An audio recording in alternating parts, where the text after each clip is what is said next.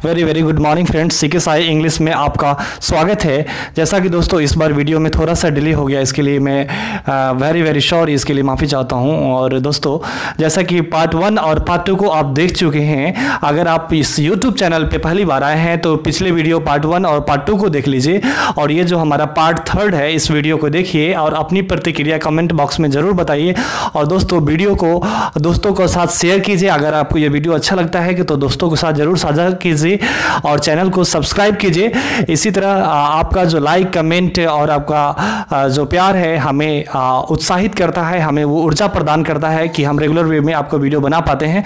और दोस्तों आशा ही नहीं बल्कि पूर्ण विश्वास है कि आप सभी लोग अपने पढ़ाई को कर रहे होंगे, सब्जेक्ट को समझते हैं। सर सब्जेक्ट सेंटेंस का ऐसा पार्ट है जिसे समझना बहुत ही ज़रूरत है। अगर आप सब्जेक्ट को क्लियरली समझ लेते हैं तो आप बहुत ही आसानी से किसी सेंटेंस को बना पाएंगे। सो बिना ज़्यादा वक्त लिए हुए हम चलिए स्टार्ट करते हैं, समझते हैं इंग्लिश ग्रामर में सब्जेक्ट का क्या रोल है और सब्जेक्ट क्या होता है। तो सबसे पहले हम बताना चाहेंगे कि सब्जेक्ट क्या होता है। Sir what is subject, what is subject, जैसा कि हमने यहाँ पे लिखा सब्जेक्ट के बारे में। सो यस बताएंगे, बिल्कुल मैं देख रहा हूँ आपको। यस सब्जेक्ट क्या है, व्हाट इज सब्जेक्ट। सर तो याद रखिएगा सब्जेक्ट वो होता है जिसके बारे में हम बात करते हैं, जिसके बारे में हम बात करते हैं ना, वो सब्जेक्ट होता है। सब्जेक्ट इज समवन और something for which something is said. Subject वो होता है किसी सेंटेंस का जिसके बारे में बात किया जा रहा है। किसी भी सेंटेंस में जिसके बारे में बात किया जा रहा है उस सेंटेंस का वो सब्जेक्ट कहलाएगा। जैसे कुछ एग्जांपल से हम देखेंगे जिससे ये डेफिनेशन है और ज्यादा क्लियर हो जाएगा आपको। सो पहला डेफिनेशन हम लेते हैं कि Patna is the capital of Bihar.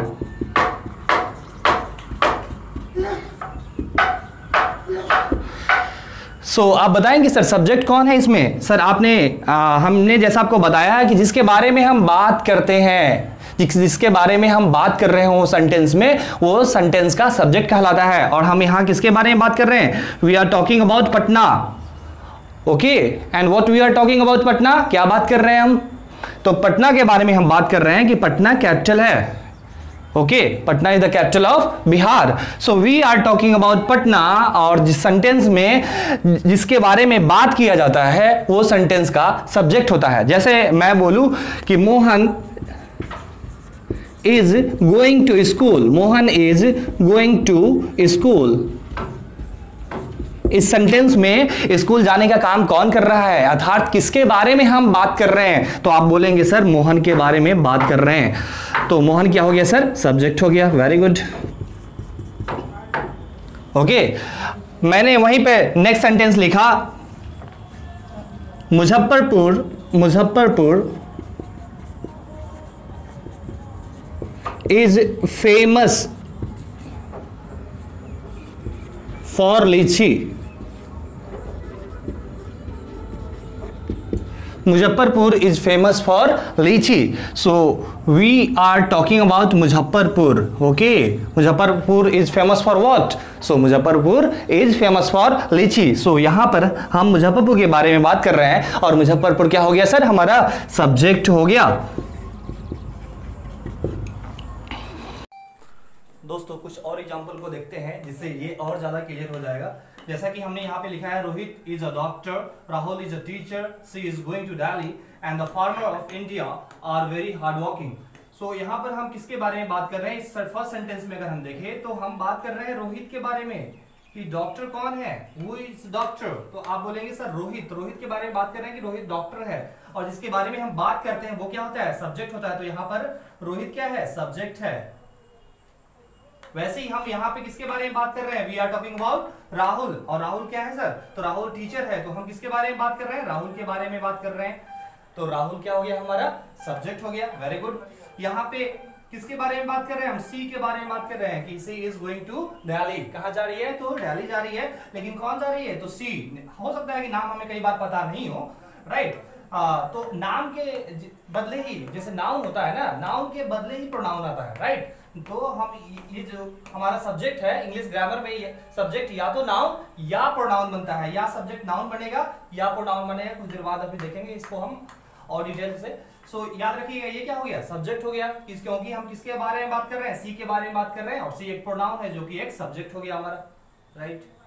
यहाँ पे हम किसके बारे में बात कर रहे हैं, तो सब्जेक्ट कौन है? यस, तो सबसे पहले पहचान लीजिए इसमें वर्ब कौन है। तो आर क्या है? हमारा वर्ब है, राइट। और वर्ब से पहले क्या आता है? सब्जेक्ट आता है, हमने बताया था आपको। और हम देखिए यहाँ पे, तो हम ये हमारा जो पूरा टर्म है ये हमारा सब्जेक्ट हो गया, राइट। ये पूरा टर्म हमारा क्या हो गया?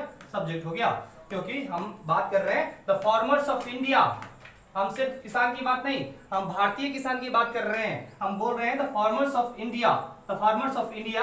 ये कि पूरा का पूरा हमारा क्या हो गया? ये पूरा का पूरा हमारा सब्जेक्ट हो गया। हमने क्या बोला? The farmers of India. और हम यहां पर देख रहे हैं एक किसान की बात नहीं कर रहे, सारे किसान की बात कर रहे हैं, इसलिए वर्ब कैसा आया है? प्लूरल आ गया। यहाँ पे आप देख रहे हैं फार्मर्स है, तो फार्मर्स ऑफ इंडिया हमारा सब्जेक्ट हो गया, जिसके बारे में हम भारतीय किसान के बारे में हम बात कर रहे हैं। ये हमारा सब्जेक्ट हो गया और ये हमारा वर्ब हो गया, राइट। यहां तक आप समझ पाए होंगे। सो दोस्तों, हमें जरूरत है कुछ चीजों को समझने की। ये चीज आप समझ जाइए, और इससे आप किसी भी सेंटेंस, या रिटन इंग्लिश हो या स्पोकन इंग्लिश हो, आप किसी भी सेंटेंस में आप सेंटेंस को बहुत ही आसानी से समझ जाएंगे। सो हमारा मैथमेटिकल एक्सप्रेशन में अगर हम इसे एक्सप्रेस करें तो इसे हम लिख पाएंगे कि किसी भी सेंटेंस में जो अगर हम बनाते हैं, जब सब्जेक्ट, वर्ब और ऑब्जेक्ट से हम सेंटेंस बनाते हैं, तो सेंटेंस में जो सब्जेक्ट होता है वो या तो क्या होगा सर? नाउन होगा। देख रहे हैं यहाँ, रोहित क्या है? नाउन है। राहुल क्या है? नाउन है। फार्मर्स क्या है? नाउन है। सी क्या है? प्रोनाउन है। तो हम बात कर रहे हैं सब्जेक्ट एक नाउन हो सकता है। क्या हो सकता है? सब्जेक्ट एक नाउन हो सकता है। नाउन, सब्जेक्ट एक नाउन हो सकता है, या नाउन के बदले प्रोनाउन आता है, तो सब्जेक्ट एक नाउन या प्रोनाउन हो सकता है। ये याद रखिएगा कि किसी भी सेंटेंस में सब्जेक्ट नॉर्मली एक नाउन या प्रोनाउन होता है। तो यहां पर हम देख पा रहे हैं कि रोहित नाउन है, राहुल नाउन है, द फार्मर्स क्या है? हमारा फार्मर्स क्या है? हमारा नाउन है। इंडिया भी क्या है? हमारा नाउन है। राहुल क्या है? हमारा नाउन है। ठीक उसी प्रकार सी हमारा क्या है? प्रोनाउन है। तो याद रखिएगा किसी भी सेंटेंस में, अभी हम ऑब्जेक्ट के बारे में बात नहीं कर रहे हैं क्योंकि हम सब्जेक्ट को समझ रहे हैं, तो याद रखिएगा किसी भी सेंटेंस का सब्जेक्ट नॉर्मली एक नाउन या प्रोनाउन होता है। ठीक है सर, तो आप इसे समझ गए होंगे। सो इस सब्जेक्ट को हम एक चार्ट से समझते हैं, उस चार्ट को आप समझ लेते हैं तो ये चीजें आपके लिए बहुत ज्यादा क्लियर हो जाएगी जब आप इंग्लिश बोले या इंग्लिश को लिखे, रिटन इंग्लिश हो। तो देखते हैं दोस्तों। सो जैसा कि हमने देखा कि किसी भी सेंटेंस का एक सब्जेक्ट या तो एक नाउन होगा या एक प्रोनाउन होगा। नाउन और प्रोनाउन के बारे में थोड़ा हम जानकारी आपको दे देंगे। इससे पहले हम इस चार्ट को डिस्कस कर लेते हैं। किसी सेंटेंस में सब्जेक्ट या तो नाउन या प्रोनाउन होता है। इस चार्ट को हम सबसे पहले देखते हैं, और सबसे पहले हम समझेंगे इंग्लिश ग्रामर में पर्सन क्या होते हैं। तो आप याद रखिएगा कि इंग्लिश ग्रामर में पर्सन 3 प्रकार के होते हैं, first person, second person and third person. So याद करेंगे, आपने बचपन में पढ़ा होगा कि first person, second person, third person, इसको समझते हैं। तो याद रखिएगा सर फर्स्ट पर्सन क्या होता है, व्हाट इज फर्स्ट पर्सन। सो आप याद रखेंगे फर्स्ट पर्सन का मतलब क्या हो गया, जो बोलने वाला हो, जो स्पीकर हो। स्पीकर, फर्स्ट पर्सन का मतलब क्या होता है? स्पीकर। जैसे मैं बोल रहा हूं, अभी मैं बोल रहा हूं तो आप सुन पा रहे हो। अगर मैं स्पीकर हूं तो आप लिसनर हो। यस, और कभी ऐसा होता है कि जब आप बोलते हो और मैं सुनता हूं, और जब मैं सुन रहा हूं तो मैं लिसनर हूं। सुनने वाला का क्या होता है? लिसनर होता है, और बोलने वाला को हम स्पीकर बोलते हैं। याद रखिएगा फर्स्ट पर्सन क्या होते हैं? स्पीकर होते हैं। First person means speaker. For example, अभी मैं फर्स्ट पर्सन हूं, मैं स्पीकर हूं क्योंकि मैं बोल रहा हूं और आप सुन पा रहे हो। सुन पा रहे हो ना, तो आप लिसनर हो, और जो बोलने वाला व्यक्ति है, जो स्पीकर है, वो फर्स्ट पर्सन रहेगा। तो एक टाइम में कोई एक स्पीकर होगा, वहीं जो व्यक्ति उसे सुन रहा होगा वो लिसनर होगा, राइट। तो फर्स्ट पर्सन हमारा क्या हो गया? स्पीकर हो गया। सेकेंड पर्सन, मैंने आपको बताया कि जो सुन रहा है ना तू। यस, तो सेकेंड पर्सन जो सुन रहा है उसे हम क्या बोलेंगे? लिसनर। सेकेंड पर्सन को हम क्या बोलेंगे? लिसनर, श्रोतागण। यस, ये स्पीकर फर्स्ट पर्सन, और सेकेंड पर्सन हमारा लिसनर कहलाता है। वहीं थर्ड पर्सन, जैसा कि हमने देखा कि किसी भी कन्वर्सेशन में एक स्पीकर है, वहीं दूसरी ओर लिसनर है। अगर एक वक्त पे, एक समय पे जो बोलने वाला है, किसी भी कन्वर्सेशन, किसी भी संवाद में जो व्यक्ति बोल रहा है वो स्पीकर है और जो सुन रहा है वो लिसनर है। अगर एक स्पीकर होगा तो वहीं दूसरी लिसनर कहलाएगा। तो जो स्पीकर होगा वो फर्स्ट पर्सन होगा और लिसनर है वो सेकेंड पर्सन है, राइट। तो याद है, इससे ये पता चलता है कि फर्स्ट पर्सन और सेकेंड पर्सन ये एक्टिव होते हैं कि किसी भी सेंटेंस में, किसी भी स्पीच में या जब भी आप बात कर रहे हो तो वहां एक बोलेगा तो दूसरा सुनेगा, और जो बोलेगा वो स्पीकर कहलाएगा और जो सुनेगा वो लिसनर कहलाएगा। और ये दोनों बोलते वक्त एक्टिव होते हैं, इसीलिए फर्स्ट पर्सन और सेकेंड पर्सन एक्टिव कहलाते हैं, वहीं थर्ड पर्सन नॉन एक्टिव होते हैं। ये कन्वर्सेशन में पार्टिसिपेट ही नहीं कर पा रहे हैं, राइट। तो थर्ड पर्सन हमारा नॉन एक्टिव होता है, non active. Sir non active क्यों कहलाया? नॉन एक्टिव आपको मैं बता चुका हूं, क्योंकि एक्टिव दो ही होते हैं, स्पीकर या लिसनर। जब भी आप बोल रहे होते हो तो यहां एक बोलने वाला होता है, जो बोलने वाला व्यक्ति को हम स्पीकर बोलते हैं, वो एक्टिव होता है। वहीं सुनने वाला जो व्यक्ति होता है वो भी एक्टिव होता है और वो लिसनर होता है। और थर्ड पर्सन जो हमारे सामने नहीं है और वो नॉन एक्टिव होते हैं, राइट। सो हमने ये देखा फर्स्ट पर्सन, सेकेंड पर्सन और third person. Sir first person में कौन कौन आते हैं? तो देखते हैं फर्स्ट पर्सन में हम जो सिंगुलर है वो आई होता है। फर्स्ट पर्सन का जो सिंगुलर है वो आई है, वहीं फर्स्ट पर्सन में जो प्लूरल होता है वो वी होता है, राइट। सेकेंड पर्सन, जैसा कि आप सभी जानते हैं कि सेकेंड पर्सन यू सिंगुलर भी होता है और प्लूरल भी होता है। थर्ड पर्सन में देखें तो हम अगर कभी भी मेल के बारे में बात कर रहे हैं तो हम ही का प्रयोग करते हैं, फीमेल के बारे में बात कर रहे हैं तो सी का प्रयोग करते हैं, और इट का प्रयोग नॉर्मली हम न्यूटर जेंडर के साथ करते हैं। लेकिन अभी आप शुरुआती क्लास में आपको ये पता होना चाहिए, न्यूटर जेंडर अगर नहीं पता है तो आप ये समझिए इट का प्रयोग नॉर्मली एनिमल के लिए होता है या नॉन लिविंग थिंग्स के लिए होता है, या वहीं पे दे इसका प्लूरल होता है थर्ड पर्सन का। यस, ध्यान रखेंगे सभी पर्सन का अपना सिंगुलर और अपना प्लूरल होता है। जैसे मैंने देखा फर्स्ट पर्सन का अपना सिंगुलर क्या है? आई है। ठीक उसी प्रकार फर्स्ट पर्सन का अपना सिंगुलर आई है और फर्स्ट पर्सन का अपना प्लूरल क्या है? वी है। ठीक उसी प्रकार सेकेंड पर्सन का अपना सिंगुलर यू है, वहीं सेकेंड पर्सन का अपना प्लूरल क्या है? यू ही है। वहीं पे थर्ड पर्सन का जो सिंगुलर है, अपना थर्ड पर्सन का सिंगुलर ही, शी, इट है। ठीक उसी प्रकार थर्ड पर्सन का प्लूरल भी क्या होता है? दे होता है। तो फर्स्ट हर एक पर्सन का अपना सिंगुलर और अपना प्लूरल होता है, इस बातों को आप ध्यान रखिएगा। अब दोस्तों इस चार्ट को हमने पहले बना लिया है ताकि आपका टाइम सेव हो पाए। सो अभी देखते हैं ये जो पर्सन होते हैं आई, फर्स्ट पर्सन का जो सिंगुलर आई है, आई का मतलब क्या है? आई का मतलब मैं, आई का मतलब मैं, आप लोग लिख लेंगे इसे। आई का मतलब मैं, वी का मतलब वहीं पे हम लोग या आप लोग, वहीं यू का मतलब तुम होता है या आप होता है। यू का मतलब तुम लोग या आप लोग। ही का मतलब वह, मेल के लिए। सी का मतलब भी वह, फीमेल के लिए।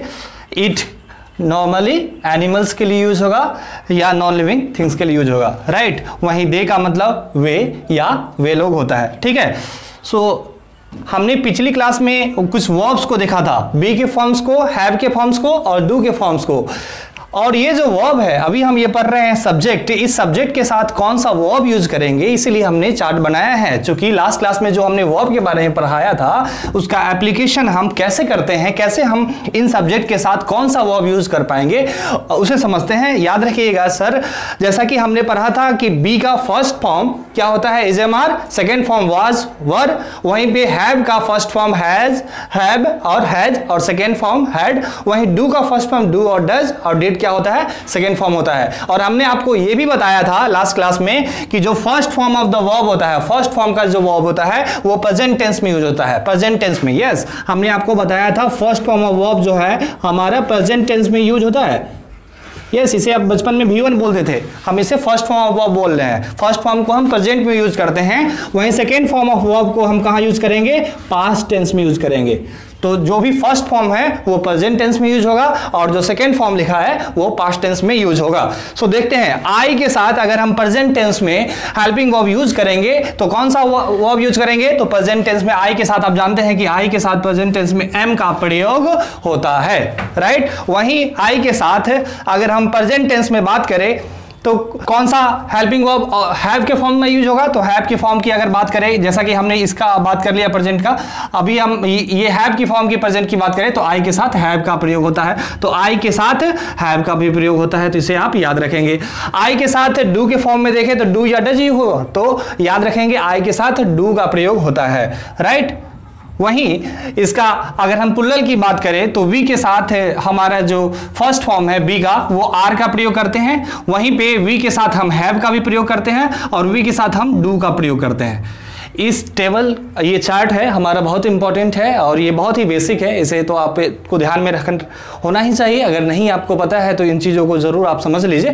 जैसे वैसे ही आप याद रखिएगा सर एक चीज़, ये सारा चीज़ जो आप देख पा रहे हैं इसे बिल्कुल आप ये नहीं समझिए कि ये चार्ट कैसे याद होगा, इसको अभी हम याद करा देते हैं आपको। याद रखिएगा सर कि अगर सब्जेक्ट हमारा सिंगुलर है, सब्जेक्ट सिंगुलर है तो इसके साथ आने वाला वर्ब कैसा होगा, सिंगुलर होगा। इसको हम सब्जेक्ट वर्ब एग्रीमेंट चैप्टर में पढ़ते हैं कि अगर सब्जेक्ट सिंगुलर है तो वर्ब भी सिंगुलर होगा, अगर सब्जेक्ट प्लुरल होगा तो वर्ब भी प्लुरल होगा। तो याद रखिएगा अगर सब्जेक्ट सिंगुलर तो वर्ब भी सिंगुलर, और सब्जेक्ट अगर प्लुरल यूज कर पा रहे हैं तो वर्ब भी हम प्लुरल ही यूज करेंगे। सो आप याद करेंगे सर अभी प्लुरल सब्जेक्ट कौन सा है, वी। और याद रखिए सर सिंगुलर और प्लुरल कैसे पहचानेंगे। तो याद रखिएगा सिंगुलर वर्ब में, नॉर्मली हेल्पिंग वर्ब की बात कर रहे हैं, सिंगुलर वर्ब में एस लगा होता है, एस या ईएस लगा होता है। जैसे यहां पर एस लगा हुआ है तो ये क्या हो गया, सिंगुलर हो गया, राइट। जैसे यहां देखिए ये क्या है, सिंगुलर हो गया, ये के साथ एस लगा हुआ है ना, यहां पर सिंगुलर हो गया। हैज क्या हो गया, सिंगुलर हो गया। डज क्या हो गया, सिंगुलर हो गया, क्योंकि एस लगा हुआ है। बाकी और देखे अब जैसे प्लुरल की बात करें एस नहीं लगा हुआ है, ये सब में अब देखिए एस लगा हुआ है, नहीं लगा हुआ है, तो ये प्लुरल हेल्पिंग वर्ब हो गया, प्लुरल सब्जेक्ट हो गया, प्लुरल हेल्पिंग हो गया। अब यू के साथ देखिए क्या एस लगा हुआ है, एस या एस नहीं लगा हुआ है, ये हेल्पिंग वर्ब कैसा हो गया, प्लुरल हेल्पिंग हो गया। यहां पर देखेंगे वी के साथ क्या ये प्लुरल हेल्पिंग वर्ब है, डेफिनेटली प्लुरल हेल्पिंग वर्ब है क्योंकि एस या एस नहीं लगा हुआ है, सिर्फ एस या एस सिंगुलर हेल्पिंग वर्ब के। दोस्तों इसे मैं दोबारा से समझा देता हूं ताकि आपके पास कोई भी कंफ्यूजन या कोई भी डाउट न रह पाए। याद रखिएगा दोस्तों कि जब हम वर्ब में एस या एस लगा देते हैं तो वो वर्ब सिंगुलर बन जाता है, राइट। जैसे कि यहां पर हम हेल्पिंग वर्ब की बात करें, यहां पे अगर हम बात करें जैसे एस लगा हुआ वर्ब में अगर बात करें, जैसे थर्ड पर्सन सिंगुलर में एस लगा हुआ है, जिस वर्ब में एस लगा है वो सिंगुलर हो गया। यहाँ हैज है, हैज में एस लगा हुआ है, सिंगुलर हो गया। इज में एस लगा हुआ है, सिंगुलर हो गया। डज में एस लगा हुआ है लास्ट में, तो ये सिंगुलर हो गया। तो आप ये याद रखेंगे नॉर्मली जो भी हम तीन फॉर्म आपके साथ डिस्कस किए हैं, बी के फॉर्म, हैव के फॉर्म और डू के फॉर्म, अगर इसमें एस लगा हुआ है लास्ट में, जैसे डज में एस लगा हुआ है तो ये सिंगुलर फॉर्म हो गया, हैज में एस लगा हुआ है तो सिंगुलर फॉर्म हो गया, इज में एस लगा हुआ है तो सिंगुलर फॉर्म हो गया। बाकी सब प्लुरल फॉर्म है। जैसा कि हम देख पा रहे हैं कि यहाँ ये थर्ड पर्सन सिंगुलर सब्जेक्ट है, ये सिंगुलर सब्जेक्ट है तो सिंगुलर वर्ब लगेगा। बाकी सब प्लुरल, जैसे वी प्लुरल है तो प्लुरल वर्ब हम लगाए, यू हमारा प्लुरल है। याद रखिएगा यू के साथ बाय डिफॉल्ट आने वाला हेल्पिंग वर्ब हमेशा प्लुरल यूज होता है। जैसे यहाँ देखेंगे यू के साथ आने वाला वर्ब प्लुरल है, आर प्लुरल है, प्लुरल है, डू प्लुरल है, ठीक है ना। मतलब इन शॉर्ट इसे और आसान कर दे अगर हम, तो आप बोलेंगे कि third person singular subject, third person singular subject, third person singular subject, इसके साथ आप क्या लगाएंगे, सिंगुलर वर्ब लगाएंगे। जैसे थर्ड पर्सन सिंगुलर सब्जेक्ट क्या है, ही है, सी है, इट है, ठीक है। इसके साथ आपने क्या लगाया, सिंगुलर वर्ब लगाया, जैसे इज हो गया, हैज हो गया और डज हो गया। बाकी सब के साथ आपने प्लुरल लगाया। और आई के साथ हम क्या लगाते हैं, आई के साथ हम एम का प्रयोग करते हैं। ये हमने प्रेजेंट टेंस का आज देखा, क्योंकि वीडियो बहुत ज्यादा लंबा हो जाएगा। और आप लोग प्रतिक्रिया अपना कमेंट जरूर दे कि आप लोग शॉर्ट वीडियो चाहते हैं या लॉन्ग वीडियो। बहुत ज्यादा लॉन्ग वीडियो बना देने पे आप लोग उस वीडियो को ज़्यादा देर तक आप उसे देख नहीं पाते हो। सो आप ज़रूर बताइए कि आपको शॉर्ट वीडियो चाहिए या लॉन्ग वीडियो चाहिए। सो फिर एक बार मैं आपको यहाँ पे बताना चाहूँगा कि आई के साथ आप एम का प्रयोग करेंगे। अगर कोई कंफ्यूजन है, आई के साथ एम का प्रयोग करेंगे। और थर्ड पर्सन सिंगुलर में आता है ही, सी और इट। इसके साथ आप सिंगुलर वर्ब का यूज करेंगे। इसके साथ आप सिंगुलर वर्ब का प्रयोग करेंगे, क्योंकि ये ही, सी, इट कैसा सब्जेक्ट है? सिंगुलर सब्जेक्ट है। ये सिंगुलर सब्जेक्ट है, ठीक है। और आई, ये थोड़ा अलग से इसको कैटेगराइजेशन किया गया है, तो आई के साथ हम एम का प्रयोग करते हैं। दोस्तों अगली क्लास में हम पास्ट टेंस, आज हमने ये प्रेजेंट टेंस के बारे में बात किया। पास्ट फ्यूचर को अगले क्लास में हम डिस्कस करेंगे। आप अपना प्रतिक्रिया कमेंट में जरूर बताएं कि आपको ये वीडियो कैसा लगा। और अगर आप पहली बार हमारे YouTube